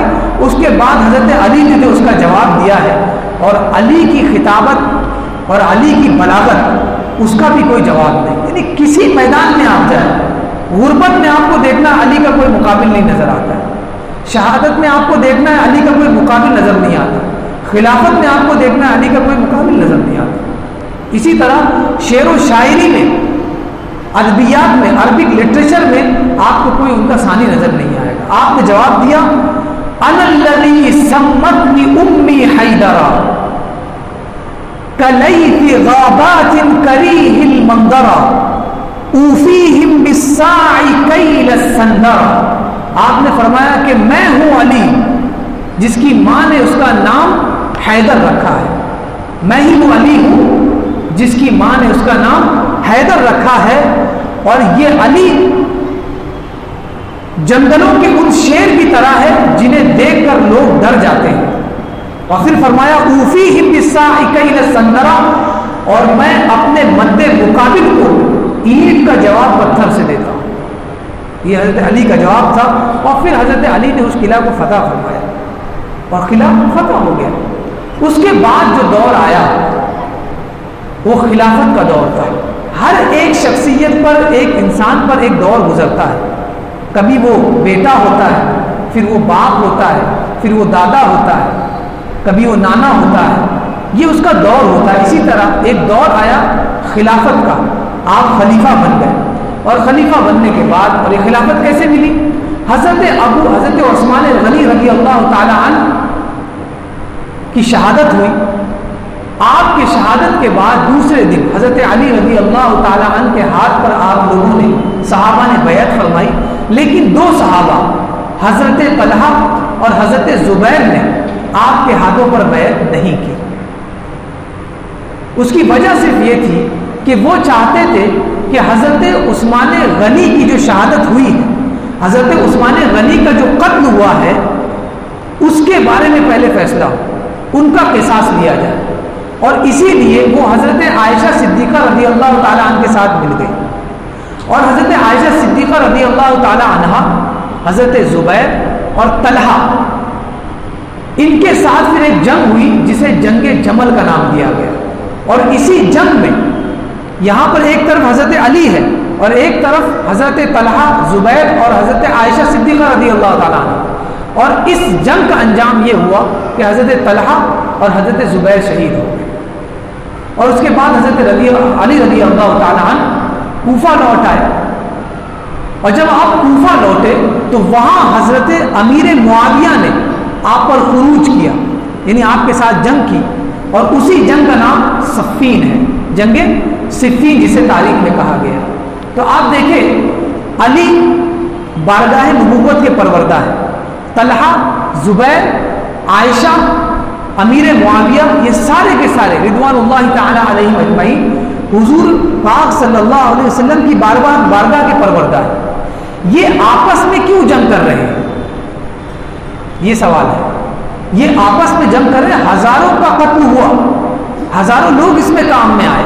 جنگ صفین میں، جنگ جمل میں ہزاروں لوگ کام آئے، بہت سے لوگوں کا قتل ہوا. کیوں آخر یہ ہوا اور اس کے پیچھے کیا قصہ تھا؟ اس کے پیچھے قصہ کچھ بھی نہیں تھا سوائے اس کے کہ حضرت امیر معاویہ، حضرت طلحہ اور حضرت زبیر اور حضرت عائشہ صدیقہ، ان کا مطالبہ یہ تھا کہ حضرت عثمان غنی کے قتل کا قصاص لیا جائے اور جنہوں نے بھی انہوں قتل کیا ہے ان سے ان کا بدلہ جائے. یہی ان کا مطالبہ تھا اور یہ مطالبہ چاہتے تھے. اچھا، انہوں نے پھر حضرت علی رضی اللہ تعالیٰ عنہ کے ہاتھ پر بیعت کیوں نہیں کی؟ بیعت تو کم سے کم کر لینی چاہیے تھی. اس کی وجہ بھی مورخین کہتے ہیں، جو اینالائز کرتے ہیں وہ لوگ کرتے ہیں کہ اس کی وجہ یہ تھی کہ اگر بیعت کر لیتے حضرت علی کے ہاتھوں پر، تو اس کے بعد قصاص کے لیے وہ مطالبہ نہیں کر سکتے تھے. کیونکہ بیعت کرنے کے بعد جو خلیفۃ المسلمین ہوتا ہے ہر حال میں اس کی اطاعت لازم ہوتی ہے. اب اس کے اوپر آپ آبجیکشن نہیں لے سکتے. وہ خلافت تھی، اور جس جگہ ہم جی رہے ہیں یہ ڈیموکریسی ہے جسے جمہوریت کہتے ہیں. جمہوریت کا قانون الگ ہے. حکومت ہماری طرف سے چن کر آتی ہے، ہم ہی اس کو الیکٹ کرتے ہیں، الیکشن میں وہ جیتتی ہے. اس کے باوجود ہم ہی میں سے بہت سے لوگ اس کے خلاف بھی ہوتے ہیں اور ہمیں اس کا حق ہے. کیونکہ جمہوریت اور ڈیموکریسی کا نام ہی ہے انسان کے لیے انسان پر حکومت. یہی ڈیموکریسی کی تعریف ہے، انسان کی فلاح و بہبود کے لیے انسان پر حکومت. یہی ڈیموکریسی ہے. لیکن اس ڈیموکریسی کے قانون یہ ہے کہ آپ کا جو حاکم ہے اس کے خلاف آپ عدلیہ میں کیس درج کروا سکتے ہیں. لیکن خلافت کا یہ قانون نہیں تھا. اگر خلیفہ کی اطاعت کر لی، بیعت کر لی، اس کے بعد کوئی آبجیکشن، نو آبجیکشن کا بورڈ آپ کے سامنے ہوتا ہے، کوئی آبجیکشن کر ہی نہیں سکتے. اسی لیے ان حضرات نے بیعت نہیں کی تاکہ حضرت علی سے اس کا مطالبہ کر سکے. تو آپس میں کوئی جنگ نہیں تھی. بعض لوگ یہ اختلافات ہمارے ذہنوں میں ڈالتے ہیں کہ دیکھو صحابہ آپس میں جھگڑ رہے تھے، یہ صحابہ آپس میں جھگڑ رہے تھے. امیر معاویہ کا اختلاف حضرت علی سے، آپ مخالفین سے جا کر سنیں ان کی تقریر کہ کیا برا بھلا کہتے ہیں حضرت امیر معاویہ، حضرت عائشہ کے بارے میں کیا ہی بدزمانی کرتے ہیں، طلحہ زبیر کے بارے میں پتہ نہیں کتنے صحابہ کے بارے میں بدزمانی کرتے ہیں۔ اس کی وجہ یہ ہے کہ وہ یہودیوں کے کام آ گئے، ان لوگوں کے کام آ گئے جو اسلام کو اختلاف اور انتشار کا شکار کرنا چاہتے ہیں۔ اسلام میں اور مسلمانوں میں اختلاف پیدا کرنا ہی ان کا مقصد ہے، اس لیے یہ ہمیں بھڑکاتے ہیں کہ دیکھو جو تمہارے قائدین تھے جنہیں تم صحابی رسول کہتے ہو، اصحاب رسول کہتے ہو، انہوں نے ایسا کیا تھا علی کے ساتھ۔ ارے بھائی، جس بارگاہ میں علی کی پرورش ہوئی، تربیت ہوئی، اسی بارگاہ میں سارے صحابہ کی بھی۔ اگر ہم علی کے کہیں یا کسی بھی صحابی کو اگر برا بھلا کہتے ہیں تو انڈائریکٹلی ہم حضور صلی اللہ علیہ وسلم کو برا کہتے ہیں، کیونکہ تربیت دینے والا کون ہے؟ نبی پاک صلی اللہ علیہ وسلم کی ذات ہے۔ ہم کسی بچے کو اگر برا بھلا کہتے ہیں تو اس کے والد کو غصہ کیوں آتا ہے؟ ہم یہ کہہ سکتے ہیں کہ ہم نے آپ کو کہا، ہم نے آپ کے بچے کو کہا ہے، ہم نے آپ کے بچے کو کہا ہے کہ تم کتنے برے ہو، لیکن اس کا باپ یہی کہتا ہے کہ آخرکار یہی تو ہوگا کہ آخر سے تربیت کس نے دی؟ تو صحابہ کی ذات پر سوال اٹھانا، نبی پاک صلی اللہ علیہ وسلم کی ذات پر سوال اٹھانا، آپ سوچیں نبی کے دربار میں رہنے والا یہ کیسے کر سکتا ہے کہ آپس میں ایک دوسرے کے خون کے پیاسے ہو جائیں؟ ہو ہی نہیں سکتا۔ تو یہ معاملہ ہو گیا۔ اس کے بعد اصل حقیقت، ظاہر سی بات ہے کتنا بھی جھوٹ گڑا جائے، کتنی بھی سازشیں آپ کر لیں، لیکن جو گندگی ہے وہ زیادہ دن پانی میں نہیں رہتی، وہ اوپر آ ہی جاتی ہے، اور حق جو ہے ہمیشہ اوپر ہوتا ہے۔ الحق یعلو ولا یعلی علیہ، حق ہمیشہ اوپر ہوتا ہے، حق کے اوپر کچھ نہیں ہوتا۔ جب دو فرقے اور دو لوگ آپس میں جنگ کر رہے ہو تو آپ سمجھ لیں کوئی ایک ہی جیتے گا اور وہ حق پر ہوگا، یہی فیصلہ ہے۔ آخر کار جب حضرت علی رضی اللہ تعالی عنہ جنگ صفین سے واپس آئے کوفہ، تو اس وقت خارجیوں نے، یعنی حضرت علی رضی اللہ تعالی عنہ کے لشکر میں شامل تھے، حضرت علی کے ساتھ تھے، ان کے ساتھ ان لوگوں نے جہاد کیا، لیکن آخر ان لوگوں نے یہ اعلان کیا لا حکم الا للہ، اللہ کے علاوہ کسی کا حکم نہیں، ہم اگر حکم مانیں گے تو اللہ کا مانیں گے۔ ارے بھائی، اللہ کا حکم مان رہے ہو تو علی کون سے اللہ کے خلاف جا رہے ہیں؟ اللہ اور رسول کی باتیں تو علی بتا رہے ہیں، تو پھر اب کس اللہ کا تم حکم ماننے جا رہے ہیں؟ یہیں پر سب سے اہم چیز تھی سمجھنے کی، فرمایا کہ لا حکم الا للہ، اللہ کے علاوہ ہم کسی کا حکم نہیں مانے، اور اس بیس پر حضرت علی کے لشکر سے الگ ہو گئے اور اپنے آپ کو اسلام سے الگ کر دیا، خارج کر لیا۔ اسی لیے مورخین نے ان کا نام رکھا خارجی، اسی وقت سے ان کا نام پڑ گیا خارجی، یعنی خارج ہو گئے۔ اور میں سمجھتا ہوں کہ اسلام بچ گیا ان خارجیوں سے، اگر یہ ہوتے تو پتہ نہیں کہاں تک یہ سازشیں کرتے، اور اس کے بعد انہوں نے حضرت علی کے خلاف سازشیں کی۔ اب ان کی سازش کا جو مین پوائنٹ تھا وہ آپ سنیں گے تب پتہ چلے گا کہ جو لوگ صحابہ پر آوازیں اٹھاتے ہیں یا جو حضرت علی کے خلاف آواز اٹھاتے ہیں، انہیں آپ یہ واقعہ بتائیں تب ان کی عقل ٹھکانے آ جائے گی۔ خارجیوں نے خصوصاً 3 لوگ تھے، ان میں ان کا سردار جو تھا وہ تھا ابن ملجم۔ ان لوگوں نے یہ پلاننگ کی کہ ہم 3 صحابی کو ضرور بھی ضرور قتل کریں گے، 3 صحابی کو ضرور بھی ضرور قتل کریں گے۔ ان میں سب سے پہلا ان کی لسٹ پہ تھا حضرت علی کا نام، اس کے بعد حضرت امیر معاویہ، اور اس کے بعد عمرو ابن العاص۔ ابھی آپ ذرا پیچھے جائیے، جو ابھی میں نے واقعہ بیان کیا جسے میں نے بتایا کہ جنگ کس کے درمیان ہوئی تھی؟ علی اور معاویہ، اور جو سازشی لوگ ہیں یعنی خارجی، وہ کس کو مارنا چاہتے ہیں؟ کس کی جان کے پیارے ہیں؟ کن کی جان کے پیاسے ہیں؟ علی اور معاویہ اور عمرو بن العاص۔ تو جو حقیقی دشمن ہے وہ جن دونوں کا پیاسا ہے، پتہ چلا یہ دونوں ایک ہے، اور ان کے خلاف جو ہے وہ اصل میں خارجی ہے، اور وہ ان کے درمیان اختلاف پیدا کرنا چاہتے ہیں۔ لہذا اس نے ارادہ کیا کہ 17 رمضان المبارک کو میں علی کو شہید کر دوں گا۔ ابن ملجم کا یہ ارادہ پکا ہو گیا کہ اب میں علی کو قتل کر دوں گا. 17 رمضان کی اس نے ڈیڈ لائن اپنے ذہن میں رکھ لی اور پھر قتل کرنے کے لیے وہ نکل گیا اور اس کے دونوں ساتھی. اور یہ لوگ ان شہروں کی طرف روانہ ہوئے جن شہروں میں ان کے مطلوبہ لوگ موجود تھے.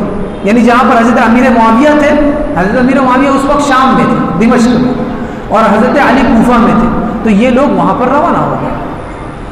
حضرت علی 17 رمضان المبارک کی صبح میں آپ اٹھتے ہیں، اذان جب ہوتی ہے تو آپ کی نیند بیدار ہوتی ہے، آپ اٹھتے ہیں، خیمے سے باہر آتے ہیں اور جو بھی لوگ ارد گرد ہوتے ہیں ان کو بھی نماز کی دعوت دیتے ہیں کہ اٹھو اذان ہو گئی، اللہ کی بارگاہ میں سجدہ کرو.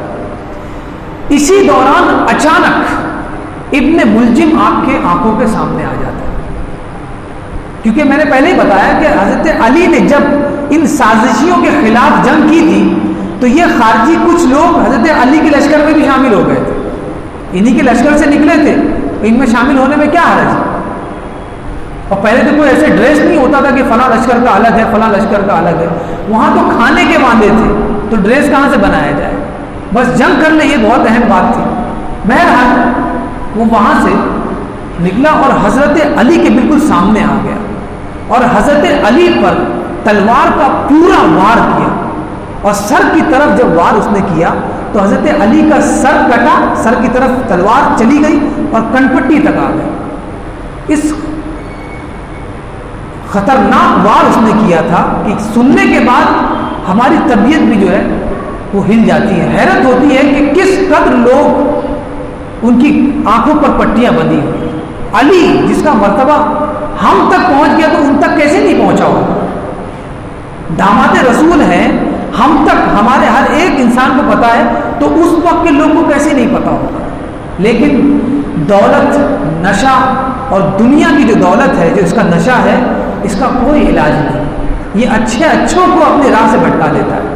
آخر کار حضرت علی کو اس نے وار کیا اور لوگوں نے ابن ملجم کو پکڑ لیا، اور جیسے ہی وار ہوا اس کے بعد حضرت علی کو لوگوں نے کنارے لیا، اور اس کے بعد بھی سنیچر اور جمعہ اور سنیچر تک آپ باحیات رہے، اور اس کے بعد بھی آپ نے اپنے بیٹوں کو، حسنین کریمین کو نصیحت فرمائی اور بتایا کہ دین کیا ہے، دنیا میں کس طرح رہنا ہے، جب بھی رہو اللہ کے ہو کر رہو. یہ نصیحتیں فرمائی. تو آپ سوچیں کہ اگر ہمیں بخار آ جائے اور ہمیں یہ یقین ہونے لگے کہ اب یہ ہمارا آخری دن ہے، تو کیا ہم اپنے بچوں کو نصیحتیں کریں گے؟ کیا ہم اپنے بچوں سے یہ مطالبہ کریں گے مجھے ہاسپٹل لے جاؤ؟ یہ ایمان ہوتا ہے. جب ایمان انسان کے دل میں جگہ بنا لیتا ہے تو پھر جب بھی اس کی طبیعت خراب ہوتی ہے، جب بھی کوئی معاملات اس کے سامنے آتے ہیں، مشکلات سامنے آتی ہے، تو اسے صرف اور صرف اللہ یاد آتا ہے، بلکہ وہ اپنے آنے والی نسلوں کو بھی اس کی ترغیب دیتا ہے کہ تم اللہ کے ہو کر رہ جانا.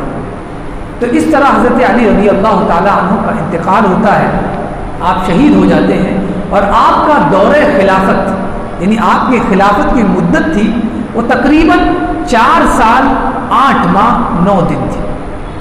ایک قول کے مطابق 5 سال تھی تقریباً. یہ بہت زیادہ وثوق سے تو نہیں کہا جا سکتا، لیکن یہی ہے کہ 5 سال تقریباً آپ کا دور خلافت تھا، اور ان 5 سالوں میں آپ نے بہت سارا کام کیا. لیکن آپ جانتے ہیں کہ حضرت عمر رضی اللہ تعالیٰ عنہ، حضرت عثمان غنی کا 12 سے 13 سال کی خلافت کا وقت گزرا. حضرت عمر کا بھی اچھی خاصی آپ نے خلافت کی، لیکن آپ دیکھیں کہ ابو بکر صدیق رضی اللہ تعالیٰ عنہ کی خلافت، عمر فاروق رضی اللہ تعالیٰ عنہ کی خلافت اور عثمان غنی کی خلافت تک اتنے معاملات گمبھیر نہیں تھے.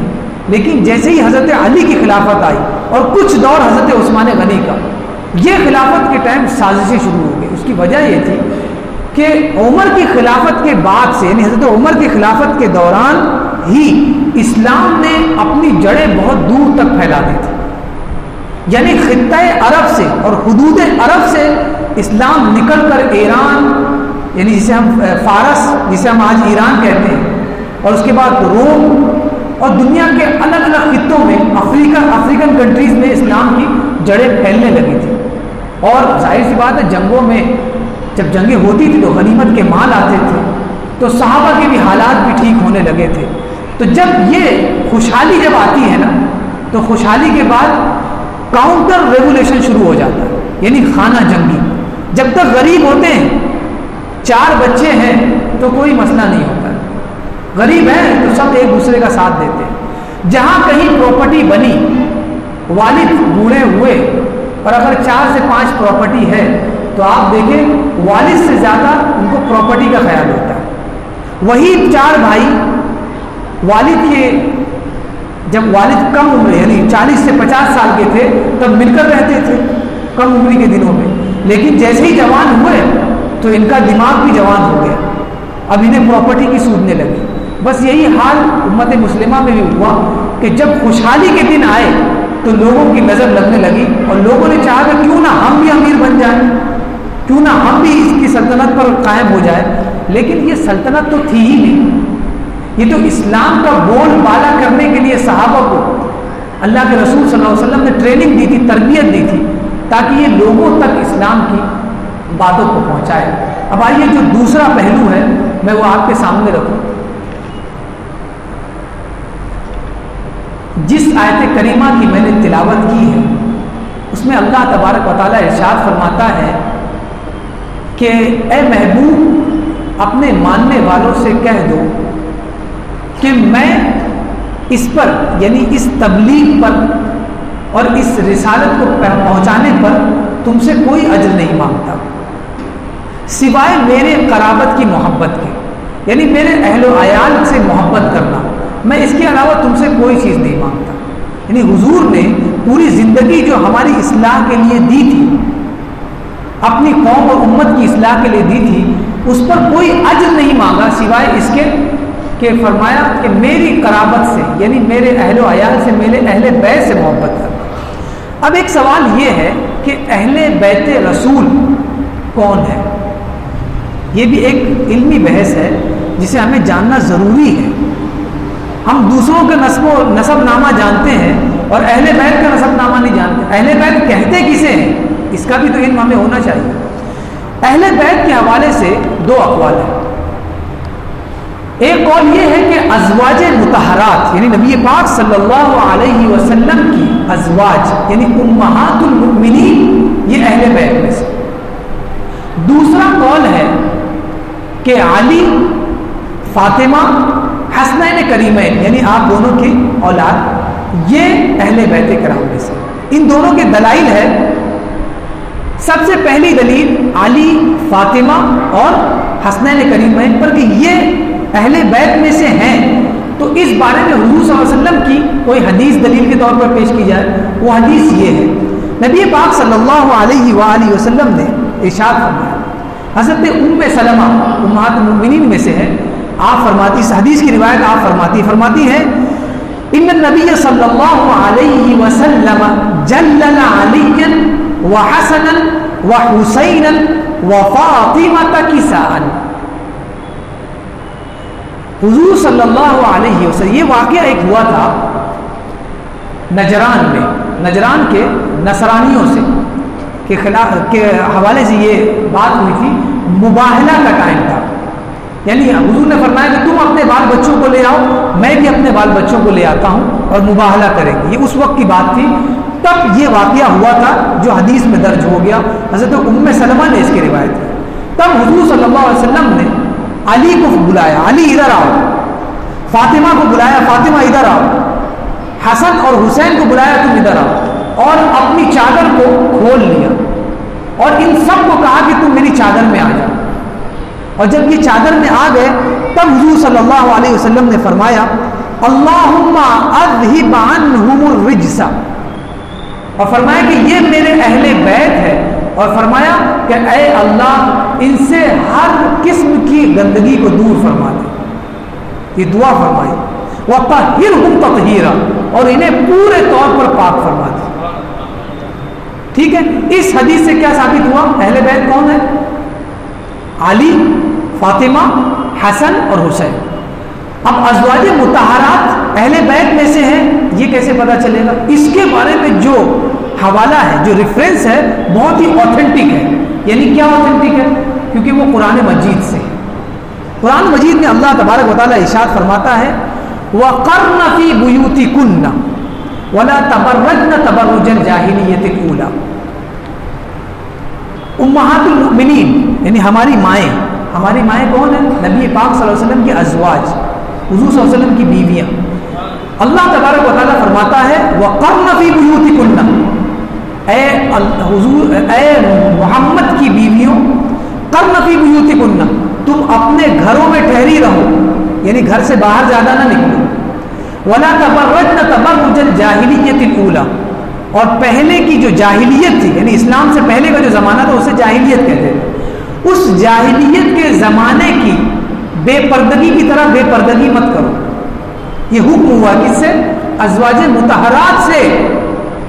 نبی کی بیویوں کو یہ حکم دیا جا رہا ہے. اب آپ سوچیں کہ ہمارے لیے کیا حکم ہوگا، کیا حکم ہوگا. انہیں کہا جا رہا ہے بالکل بھی اس دور کی جاہلیت میں جو بے پردگی ہوتی تھی بالکل یہ بے پردگی نہیں چلے گی. تو سوچئے ہمارے لیے کیا ہے. پھر آگے فرمایا وَأَقِمْنَا الصَّلَاةَ، اور نماز قائم کرتے رہنا، نماز کو قائم کرنا. وَآتِينَا الزَّكَاةَ، اور زکوٰۃ دینا. وَأَطِعْنَا اللَّهَ وَرَسُولَهُ، اور اللہ اور اس کے رسول کی اطاعت کرنا. اے ازواج محمد یہ حکم ہوا. اس کے بعد فرمایا کیوں ایسا کرنا؟ فرمایا انما یرید اللہ لیذہب عنکم الرجس اہل البیت. یہ قرآن مجید کی آیت کریمہ ہے. فرمایا اے اہل بیت، بے شک اللہ تبارک و تعالی چاہتا ہے کہ تم سے ہر طرح کی گندگی کو دور کر دے. اہل البیت کا لفظ اس میں استعمال ہوا اور مخاطب کون تھے؟ ازواج مطہرات. وَيُطَهِّرُكُمْ تَطْهِيرًا، اور تمہیں پورے طور پر پاک و صاف کر دے. یہ مخاطب کون تھی؟ ازواج مطہرات. تو اس سے پتہ چلا کہ ازواج النبی صلی اللہ علیہ وسلم جتنی بھی نبی پاک صلی اللہ علیہ وسلم کی بیویاں تھیں، ہماری مائیں تھیں، وہ ساری اہل بیت ہیں. علی، فاطمہ اور ان کے بچے اہل بیت ہیں. یہ اہل بیت ہے. اب جب ہمیں اہل بیت کا علم ہو گیا ہے تو ہمیں اب اس آیت کریمہ پر عمل کرنے میں مزہ آئے گا. وہ آیت کریمہ کیا تھی؟ حضور نے فرمایا کہ میں اس تبلیغ پر تم سے کوئی اجر نہیں چاہتا سوائے اس کے کہ میرے اہل بیت سے محبت کرنا، میرے اہل بیت کو چاہنا، ان سے محبت کرنا. اب ان کی محبت کے حوالے سے کچھ باتیں، جب اہل بیت پتہ چل گئے کون ہے تو ان کی محبت کے حوالے سے کچھ باتیں. میں نے آپ کو جو ابھی حدیث بتائی، جب مباہلے کا دور تھا اور نجران کے نصرانیوں کے درمیان حضور نے اپنے اہل بیت کو بلایا، یعنی علی، فاطمہ، حسن، حسین کو بلایا اور کہا کہ اس چادر میں آ جاؤ، تم میرے اہل بیت ہو، اللہ تمہیں پاک کرنا چاہتا ہے. جب سوچیے، آپ کو منظر کشی کیجیے. یہ حدیث ہے کہ علی بھی آ رہے ہیں، حضرت فاطمہ بھی تشریف لا رہی ہیں، حسنین کریمین بھی آپ کے ساتھ ہیں. سوچیں آپ وہ منظر کیسا ہوگا. اس منظر کو ایمان والا کیسے دیکھے گا اور بے ایمان کیسے دیکھے گا؟ سوچنے والی بات ہے. اس منظر کو ایک ایمان والا کیسے امیجن کرے گا، تصور کرے گا، اور ایک ایمان کے بغیر جو ہے وہ کیسے امیجن کرے گا. آپ کو جو میں قول بتانے جا رہا ہوں وہ کسی بے ایمان کا ہے، یعنی جو ایمان والا نہیں تھا، نصرانی تھا، جس نے حضور پر ایمان نہیں لایا تھا. نصرانیوں نے جو کہا نا، وہ قول تاریخ میں درج ہو گیا. نصرانیوں نے جب انہیں دیکھا، اس مبارک جماعت کو آتے ہوئے دیکھا، تو نصرانیوں نے کہا تھا ان هذه الوجوه، یہ مبارک چہرے والے، نصرانیوں نے کہا یہ مبارک چہرے والے لو سألت اللہ ان يزيل الجبال عن اماکنها لازالها، یہ مبارک چہرے والے اگر یہ اپنے رب سے یعنی اللہ تبارک و تعالیٰ سے یہ مطالبہ کرے کہ اے اللہ جتنے بڑے بڑے پہاڑ ہیں انہیں اپنی جگہ سے ہٹا دے، تو اللہ ہٹا دے. یہ کون گواہی دے رہا ہے؟ نصرانی، جنہوں نے حضور کو مانا ہی نہیں، ان پر ایمان نہیں لایا، وہ بتا رہے ہیں. یہ چہرے بتا رہے ہیں کہ اگر یہ اللہ تبارک و تعالیٰ سے پہاڑ کو بھی ہٹانے کا مطالبہ کرے، اللہ تبارک و تعالیٰ کر دے گا. یہ بتانے کا مقصد یہ ہے کہ صرف پہاڑ نہیں، پہاڑ سب سے اونچی چیز ہے، میں نے آپ کو بتایا تھا پچھلے بار.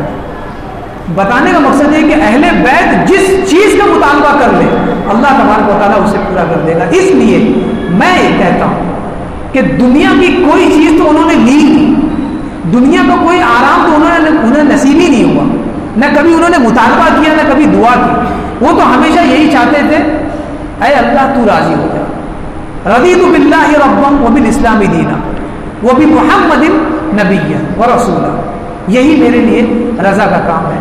یہ آل بیت کی محبت ہے, اور اس کی یہ محبت جو اپنے دل میں جما لے تو پھر وہ تو کامیاب ہے. لیکن وہ لوگ جو ان کے بارے میں باتیں کرتے ہیں, میں ان سے صرف یہ کہنا چاہوں گا, آپ بھی انسان ہو, ہم بھی انسان ہیں. ہم تمہیں دعوت دیتے ہیں کہ آؤ اور پڑھو اور کچھ دیر کے لیے محبت کر کے دیکھو. اس محبت کا جو نتیجہ نکلے گا, اگر وہ پازیٹیو ہوا تو تم بھی اہل بیت سے محبت کرنے والے بن جانا. اس لیے کہ اسلام دعووں کا مذہب نہیں ہے, اسلام چیلنج کا مذہب نہیں ہے, بلکہ اسلام پریکٹیکل مذہب ہے. اگر اسلام یہ کہتا ہے کہ مسواک کرو تو کر کے دیکھو, کرنے کے بعد پتہ چلے گا کہ اس کا اثر کیا ہے. اگر حضور نے فرمایا کہ مجھ پر درود بھیجو گے تو 10 درجات بلند ہو جائیں گے, 10 رحمتیں نازل ہوں گی, اور غم اگر ہے وہ چٹکیوں میں ختم ہو جائیں گے. یہ حضور کا دعویٰ ہے. تو اب یہ ہمارا فرض بنتا ہے کہ اس پر عمل کر کے دیکھیں. اب اس کو میں ایسے سمجھاؤں, اگر ہم دکان پر ہم کہیں جا رہے روڈ پر اور کسی دکان پر ہم نے فروٹس دیکھے, مثال کے طور پر ہم نے سیب دیکھا, تو اب آپ یہ بتائیے اگر وہ سیب میٹھا نہیں ہوگا تو آپ لیں گے؟ نہیں لیں گے. اور اگر میٹھا ہوگا تبھی لیں گے. تو مجھے بتائیے کہ یہ سیب میٹھا ہے یا نہیں ہے, یہ کب پتہ چلے گا؟ لینے کے بعد, کھانے کے بعد. لیکن کھائیں گے کب؟ جب لیں گے. تو دنیا کی ہر چیز کا ٹرائل ہوتا ہے, ٹرائل کے بعد پتہ چلتا ہے کہ وہ ہمارے کام کی ہے یا نہیں. بس یہی میں کہتا ہوں, درود پاک پڑھیے, درود پاک پڑھیے اور اہل بیت سے محبت کریں, تب آپ کو اس چیز کا احساس ہوگا کہ ان کی محبت کا پھل اور نتیجہ کیسے اللہ تبارک و تعالیٰ دیتا ہے. تب محبت کرنے کا مزہ آئے گا. اب میں آخر میں ان کی محبت کے حوالے سے بہت ہی عظیم چیز آپ کو بتانا چاہ رہا ہوں. حضرت امام شافعی رضی اللہ تعالیٰ عنہ اہل بیت کی محبت کے حوالے سے فرماتے ہیں, بہت ہی زبردست آپ نے بات کہی. ایک دور میں حضرت امام شافعی کے دور میں آپ اہل بیت سے بہت محبت, جو بھی علم والا ہوگا, حدیث کا علم رکھتا ہوگا, قرآن کا علم رکھتا ہوگا, یا حدیث اور قرآن کے علم رکھنے والوں سے جڑا ہوگا, وہ اہل بیت سے محبت کا انکار کبھی نہیں کر سکتا. آپ کے دور میں اہل بیت سے آپ بے تحاشا محبت فرماتے تھے, حضرت امام شافعی. تو لوگوں نے جو فتنہ پرور ہوتے ہیں انہوں نے کہا کہ شافعی, یہ ادریس جو ہے یہ تو رافضی ہو گیا ہے, اس قدر محبت کرتا کہ غلو کر جاتا ہے. حضرت شافعی نے فرمایا کہ میں ایسی محبت کرتا ہی نہیں ہوں جیسی تم سمجھ رہے ہو, اور اگر اہل بیت سے محبت کرنا رافضی ہے تو سن لو کہ ادریس بھی آج سے رافضی ہے. انہوں نے شعر میں فرمایا, لو کان رفضا حب آل محمد فلیشہد الثقلان انی رافضی. اگر آل محمد کی محبت رافضیت ہے تو اے جن و انس اس بات پر گواہ ہو جاؤ کہ آج سے میں رافضی ہوں. محبت کا تقاضا. ہم یہ سوچتے ہیں کہ محبت بہت عظیم محبت ہے, دنیا کی ہر تکلیف کا علاج ہے ان کی محبت, کر کے دیکھیں.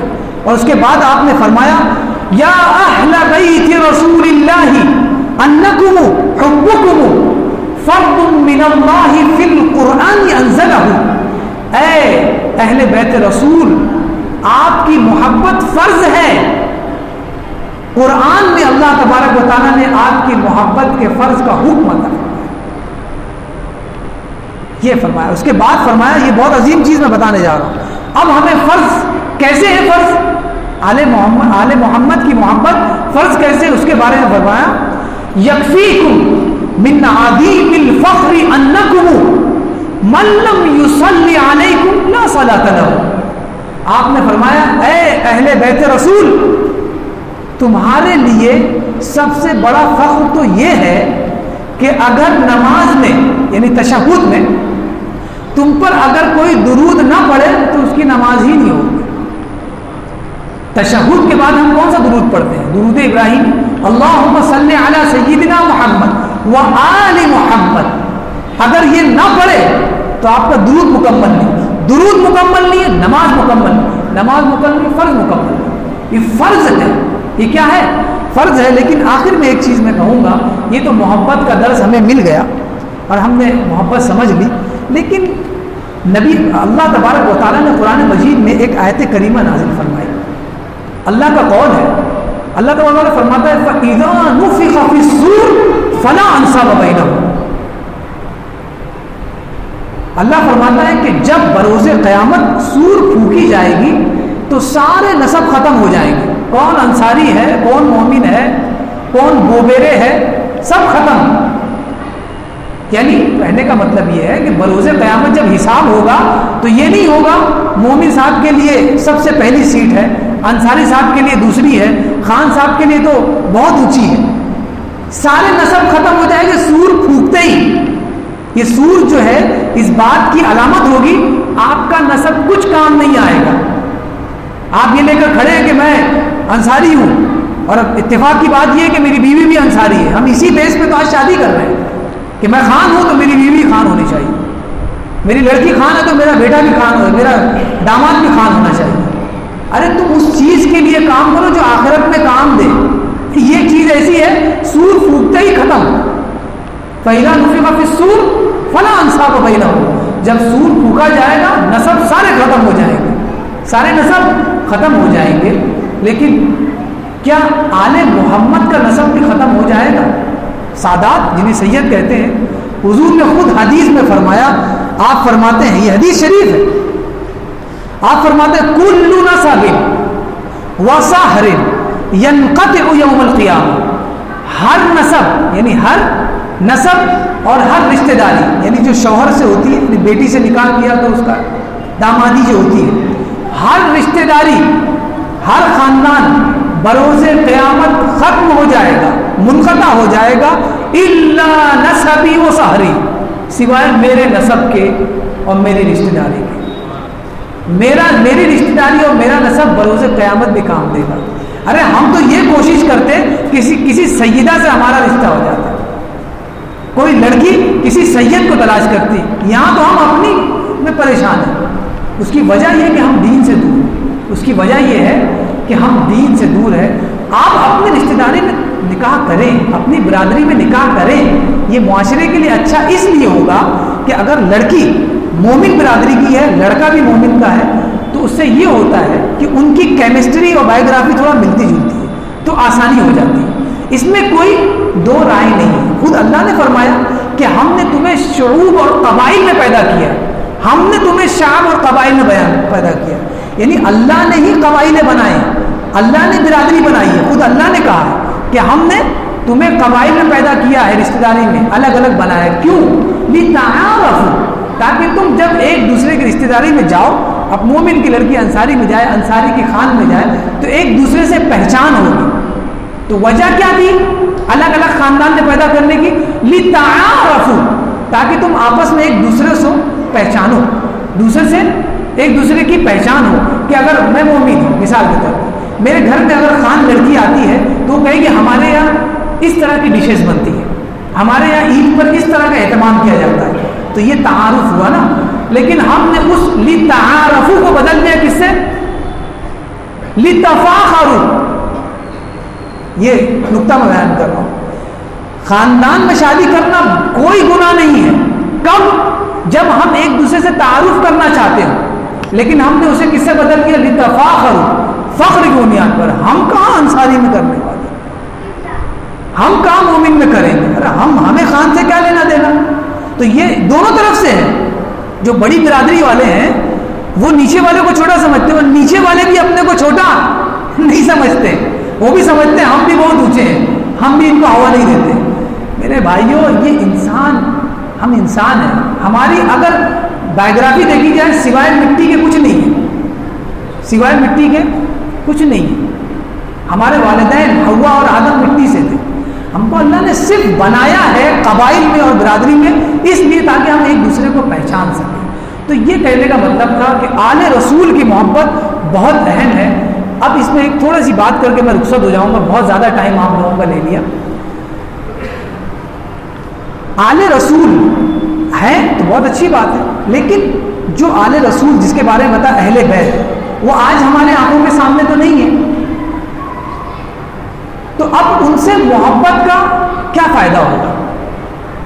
صرف محبت کریں گے، یا رسول اللہ زندہ باد، اہل بیت کرام زندہ باد، یہی نعرہ، یہ محبت کا تقاضا ہے؟ محبت کا تقاضا ہے. آپ جھنڈیاں لے کر نکلے، اہل بیت کا نعرہ لگا، یہ محبت کا تقاضا ہے. لیکن اس کا سب سے بڑا بیس اور فاؤنڈیشن جو ہے وہ یہ تھا کہ جس سے آپ محبت کر رہے ہیں اس کی سیرت کو اپنے آپ میں ڈھالنے کی کوشش کریں. کیا وجہ ہے کہ ہمارے بچوں کا دن بدن عجیب و غریب بال ہوتا چلا جا رہا ہے، ان کی لائف سٹائل چینج ہو رہی ہے، ان کے کپڑوں کا انداز چینج ہو رہا ہے. پتہ چلتا ہے کہ کوئی نہ کوئی نئی فلم ریلیز ہوئی ہے. ظاہر سی بات ہے وہ ہیروز کو فالو کرتے ہیں. تو جو ہیرو سے محبت کرتا ہے تو اس کی ایکٹنگ بھی کرتا ہے، اس کی طرح کپڑے بھی پہنتا ہے، اس کی طرح باتیں بھی کرتا ہے. تو جب اہل بیت سے محبت کرے تو ضروری ہو جاتا ہے کہ ان کی سیرت کو پڑھے اور پڑھنے کے بعد اس پر عمل کرے.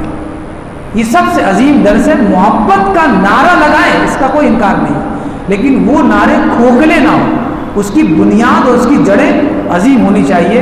اللہ تبارک و تعالیٰ کی بارگاہ میں دعا ہے کہ ہمیں کہنے سننے سے زیادہ اس پر عمل کی توفیق عطا فرمائے. وما علینا الا البلاغ المبین. سلام کے لیے کھڑے ہوئے. یا